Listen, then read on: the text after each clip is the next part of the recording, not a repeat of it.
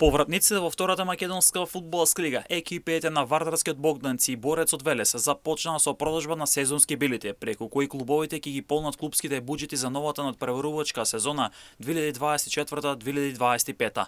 Вардарски после долги 27 години одново ќе игра во втората македонска фудбалска лига. Градот од јужна дел на Македонија одново ќе може да следи второлигашки фудбал. Вардарски има настапувани во првата македонска фудбалска лига во првата сезона од фудбалската елита на Македонија. Вардарски веќе ги пушти во продажба сезонските билети за новата сезона по цена од 1500 денари. За новата сезона сезонски билети веќе пушти и Борец, кој по една година во третата македонска фудбалска лига Југ се враќа експресно во второлигашкото друштво. Сезонскиот билет на Борец за новата сезона се продава по цена од 700 денари. Покрај прволигашите, голем дел од второлигашите, а дел и од третолигашите продаваат сезонски билети како една од опциите со цел да се соберат финансиски средства во буџетот на клубот.